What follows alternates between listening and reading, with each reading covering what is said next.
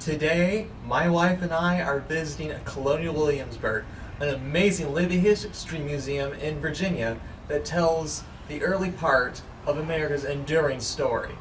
Come along with me and my wife as we explore a history buff's paradise. That's coming up next.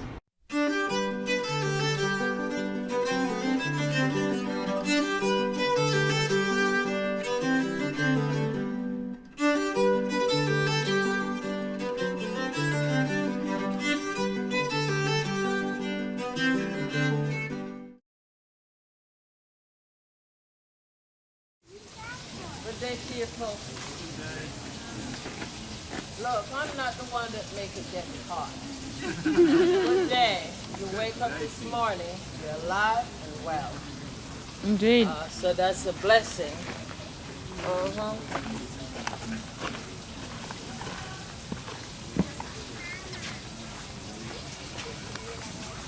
Sometimes you just feel like just laying in the lake, can't it?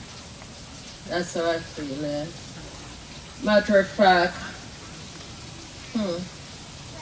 as a matter of fact, since last year I've immersed my body. Thinking about maybe doing it later. You know, the doctor says you shouldn't immerse your body in water, you'll have the humors. You know, different type of malady. You all get me? I'm the doctor, Dr. Goff. That's what he says. You should not immerse your body in water. You'll have ill humor. So most often we all do spot cleaning. You get my meaning? Spot cleaning. But anyhow, I'm Edith Cumbo. You haven't heard about me. Say no. Very good. Because most often, you know who talking about me? The fancy britches. They can't stand me. Oh, forgive my manners. I'm Edith Cumbo, and may I please seat myself? A dog of my age ain't no pup. So I'm gonna pretend. I don't need to sit and rest my bones, yes. What are you doing with all of that big salon? Your husband have money like that, buying that big salon, okay? And you alone having that bread? Lord Jesus of mercy. Huh? It reminds me, don't you see what Jesus did with the loaf? And look at her, she alone. Look at that. Not even feed the husband. He gets it before, right? He should be fed first. Does look like a rebellious one. But anyhow, I am Edith Cumbo. I'm the daughter of a veteran that served with Colonel Washington during the French and Indian War. Folks, come on over. You don't want to be late for your burial. Come on over. Come on now. Yes.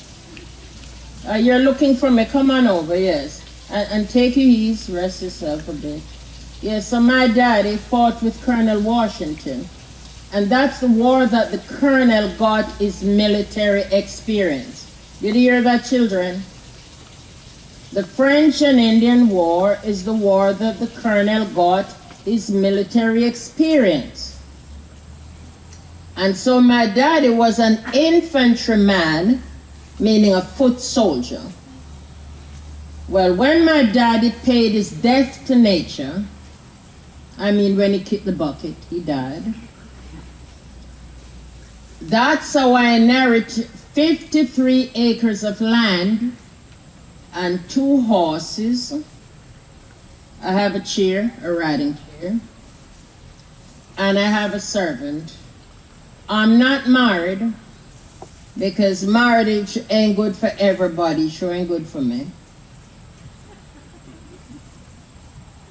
I believe in marriage. I support marriage. Christ support marriage. It's just that marriage ain't good for me.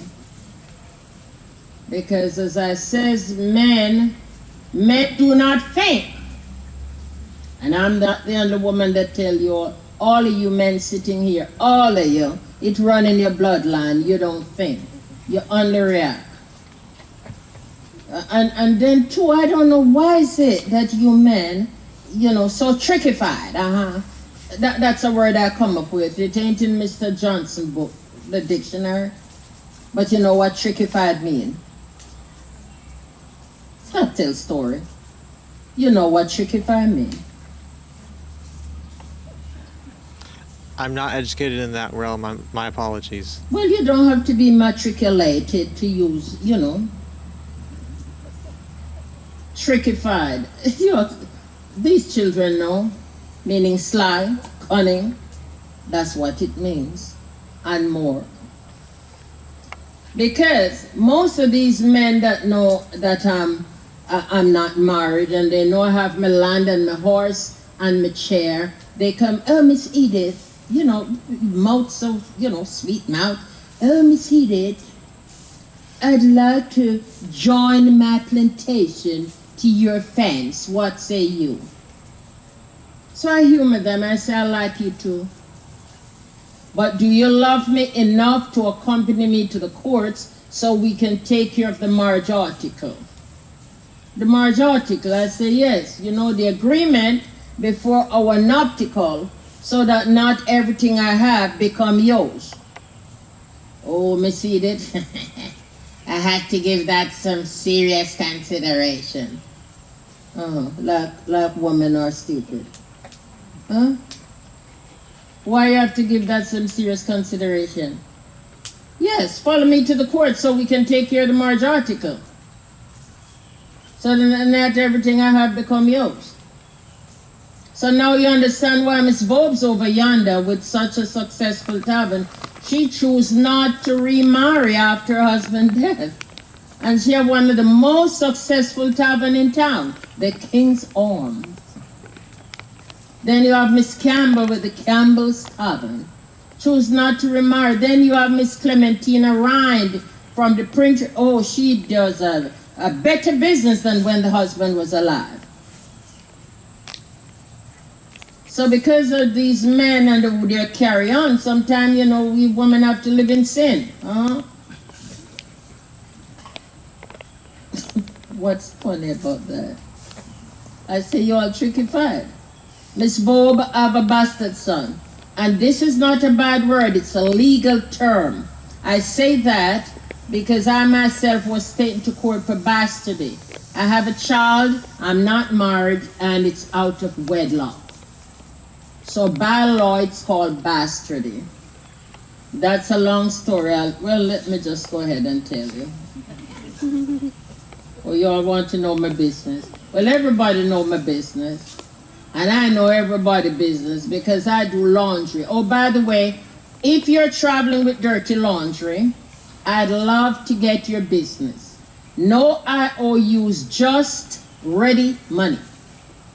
Because when I go to Mr. Torpley or Mr. Greenhouse, I cannot go into their store and, I owe you. I have to have ready money. So if you need me to do your laundry, I do good work. But after I'm through, I want to be paid. Now, granted, with how things is going on, you might be able to pay me. Well, I'll give you maybe a fortnight, 2 weeks. And if you cannot pay me, all the intelligence I get from your laundry, I will embellish upon it until you pay me. I just want to make myself clear, yes. And I'm one of the best laundresses about this place. Most of us as free women, we are laundresses and seamstresses. And this is the city. I think there's a couple here. There's my friend right here. And this is our first visit to the city. It is a mile long and it's half a mile wide. And this is where most of the fancy britches reside.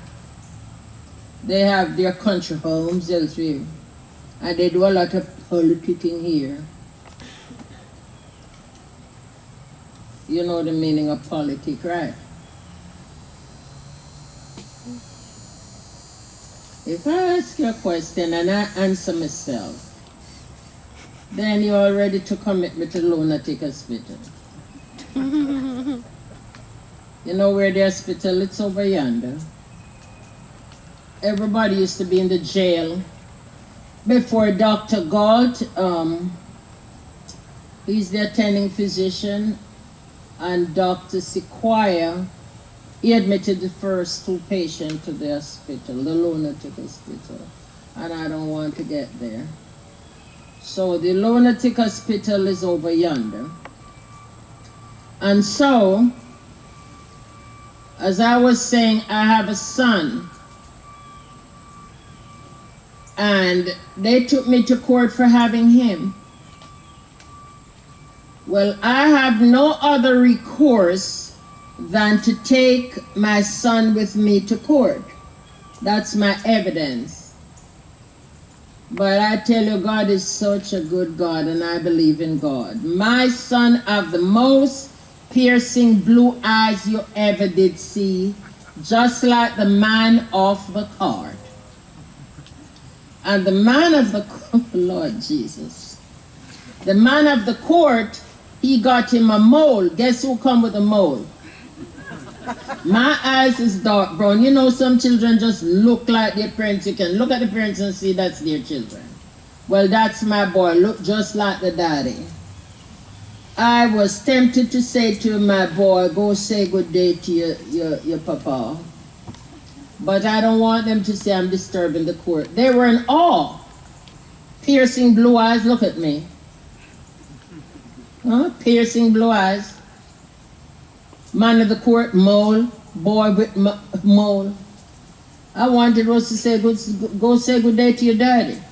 But I refrained myself.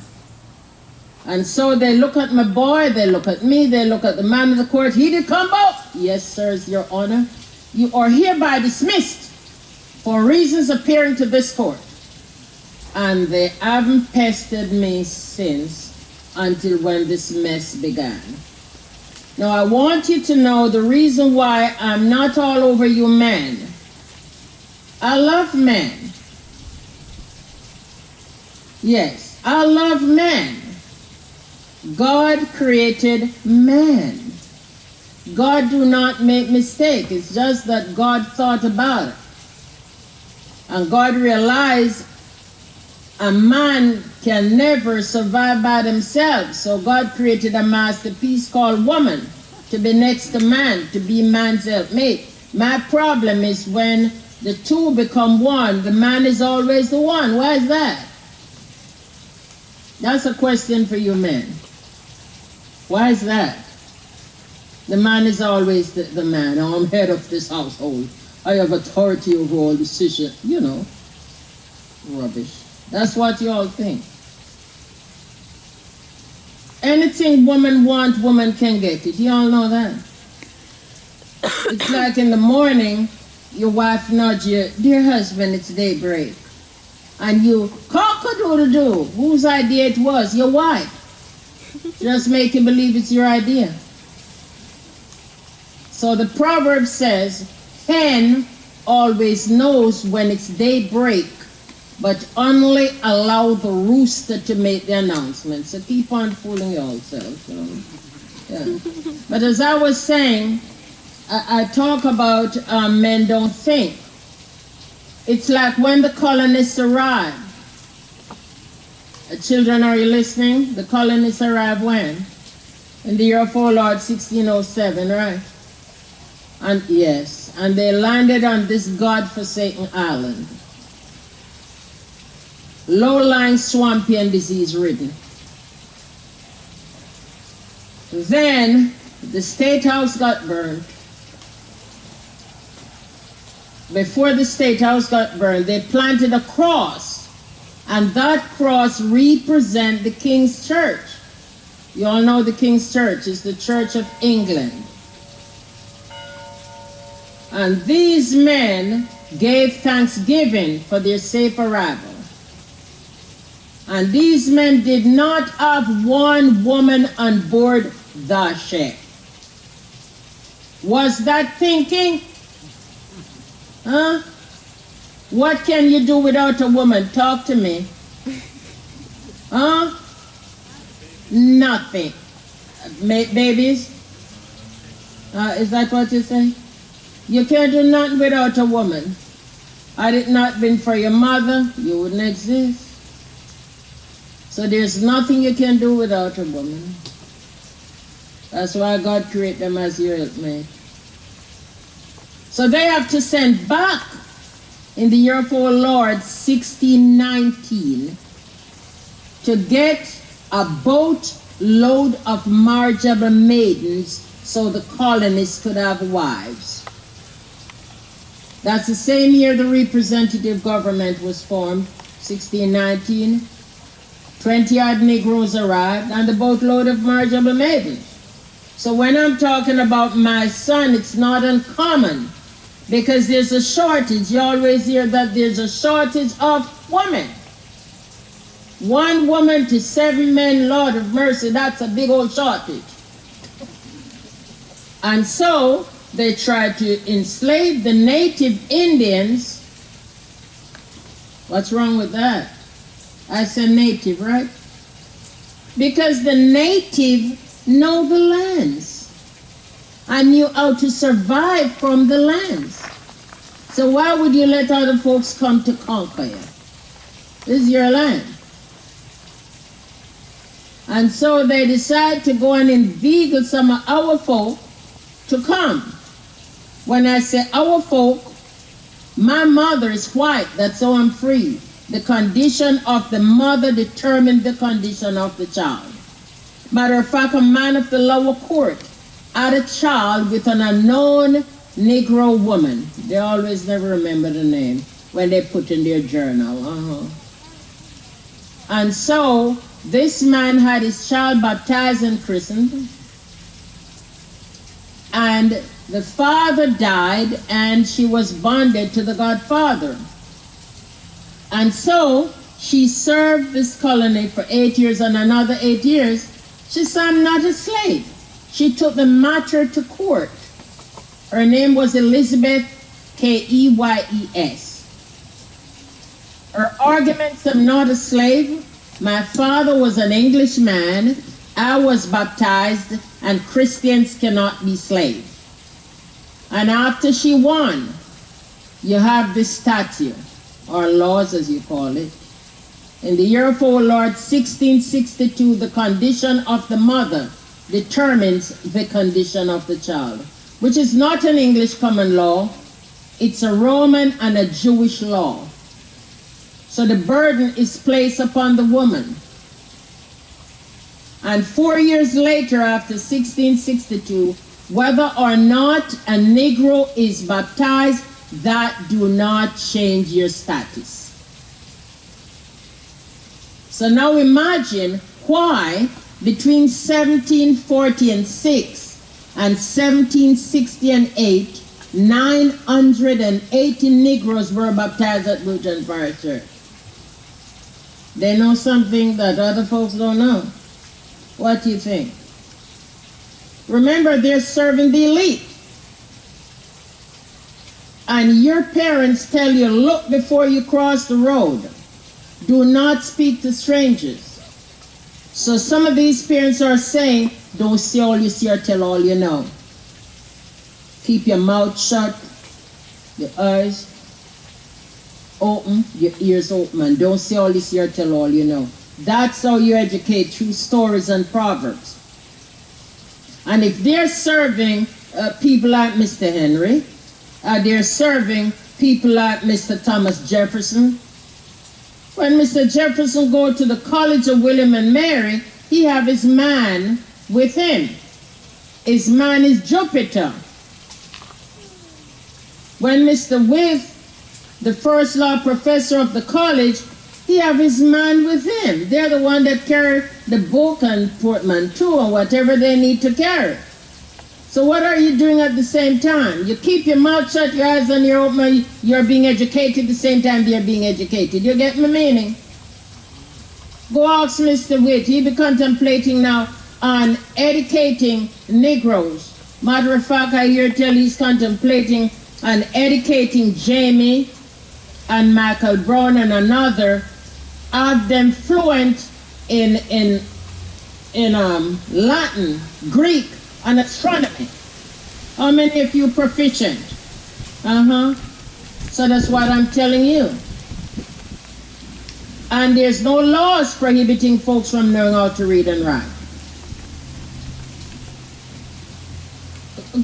Have you visited the college over William and Mary? I don't think that they'll have you throw you in jail if you do. But the Brofferton School over there, for native, what they say, what? It's to teach the Indians and savages, and these are not my words. I'm just repeating what they say. The Indians and savages, the white man's way of life. Lord of mercy. And you have the Negro School, formed by Dr. Bray and his associates, who are missionaries from London. Mr. Franklin is a trustee, Benjamin Franklin, and so is Mr. Robert Carter Nicholas of Williamsburg. His wages make around £20 per year. So it's not illegal. But knowing how, rambunctious some of these folks are, maybe sooner or later, if they come up with some mess, then it can prevent them, they can stop them from knowing how to read and write. You get my meaning? Because it's dangerous. Because there are a lot that can read, and some, when they read, they might know how to maneuver and figure the good book. And they'll make mischief. And I hope there's no law prohibiting them from knowing how to read and write. But there's no laws prohibiting them from knowing how to read and write. And the ages of the children is between 10 to 12, 10 to 14. And Miss Wager is the teacher. And so, after I won the case with my son, and they discarded the tea in the Boston Harbor, the one they call Boston Tea Party, it's not a tea party. Because I'm sure your white great-granddaddy or your white great-uncle, Native Indians and Negroes clean up that tea. Die cleaning it up. And it says that the Mohawk Indians were who discarded the tea in the water. 354 cases of tea. That's called malicious aforethought and premeditation. And as I tell folks this morning, there's no Indians that go by the name of Uncle Adams or Paul Revere. And the meaning of politic in Latin, P-O-L-Y, in Latin means many. And a tick is a bloodsucker. There you get politics. I didn't coin this phrase. Many bloodsuckers. And so this is how they do. It's all about themselves. And so when this mess began, my son told me that he wanted to serve. And he wanted to serve because of what Mr. Jefferson wrote in this document, the Declaration of Independence, the first article. We hold this truth to be self-evident, that all men are created equal, they are endowed by the Creator with certain inalienable rights, that among these are life, liberty, and the pursuit of happiness. I tell the boy, don't let me ring your ears, because your five uncle, which is my brothers, Solomon, Samuel, Thomas, Peter, and Stephen, they're serving with Mr. Washington as we speak, because after the tea was discarded in the water, the governor called these men, and that include Mr. Patrick Henry, Mr. Robert Carter Nicholas, Mr. Archibald Carey, and several others, to a meeting at the Capitol. And so he tell them, you all do not have this authority. That authority can only come from the king or I, the governors. John Murray, the Earl of Dunmore, the Royal Governor of Virginia, you are hereby dissolved. So that building over there is the Capitol, and that's exactly where 89 men left the building, went to the Raleigh Tavern, in a room called the Apollo Room after the governor kicked them out. And there, in the Apollo Room, they formed the first united body formed in America called the Congress. The meeting held in Philadelphia. Matter of fact, that's where they read the Declaration July 2nd. But here in the capital city, the capital of Virginia, the Apollo Room is where the Congress was formed. So quite naturally, when you go to Philadelphia, it takes you 2 weeks, horse and carriage, you rest your horse out, and return back 2 weeks. Well, after they read this declaration at Carpenter's Hall, and the dispatch took the declaration to post haste to Virginia, our capital city. It reached here July 4th, 1776. 2 days. Lord of mercy. The horse and rider was likened to a flying machine. So they read it at the courthouse across from the guardhouse, and then they read it at the Capitol to the populace. So I'm telling my son, I'm scared you may die because I only have God and I have you. I don't want you to go to battle. And not everything these men that politics say, you can take it, you can't just be serious and just take it like that.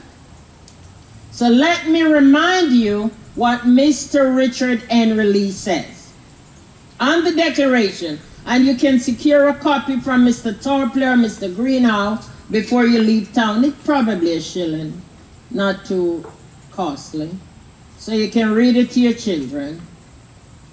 Mr. Richard Henry Lee says that government should not be changed for light and transient causes.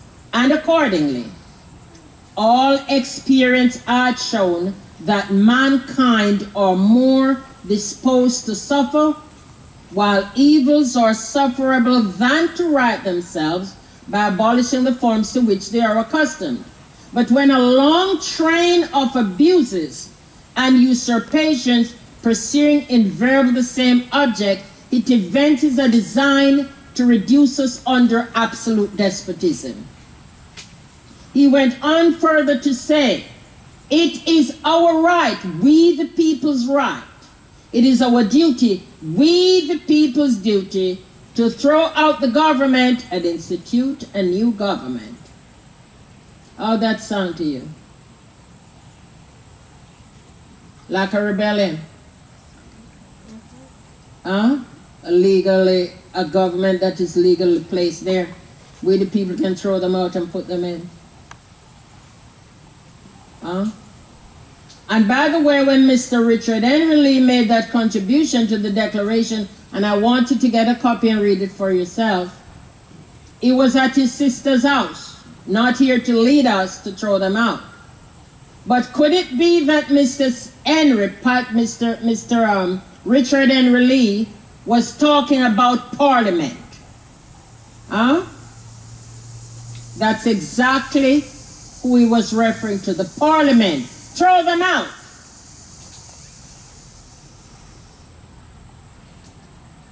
Not the capital here, but the Parliament.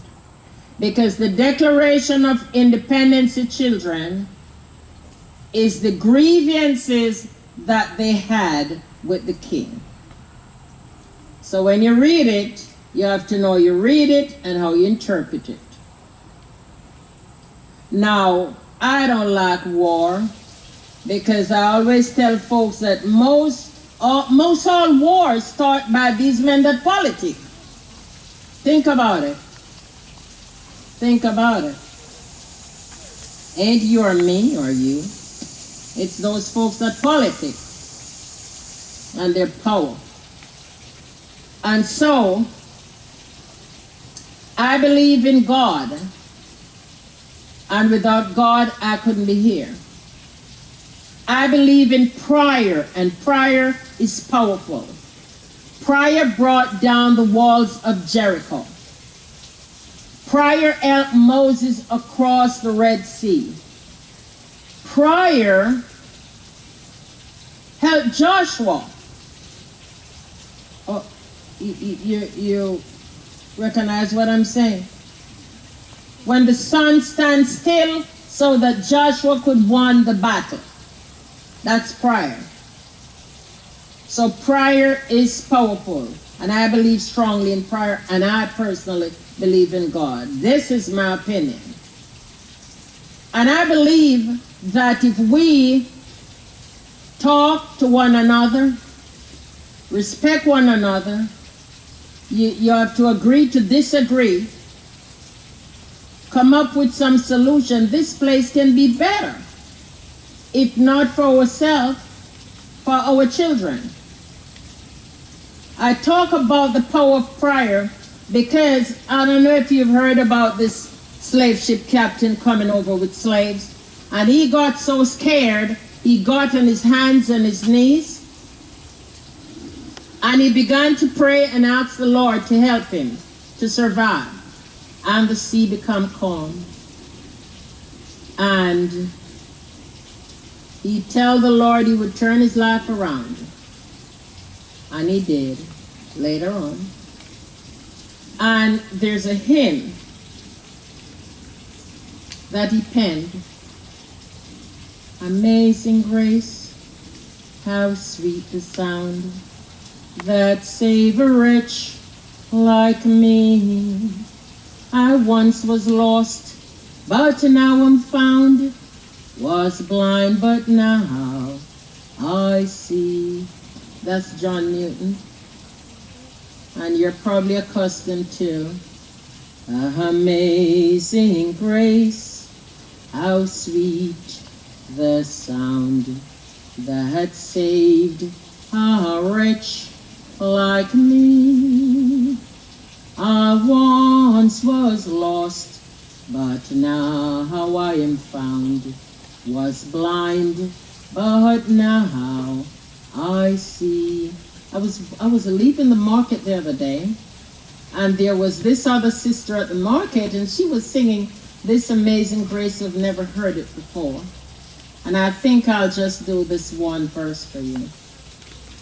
Amazing grace will always be my song of praise, for it was grace that bought my liberty.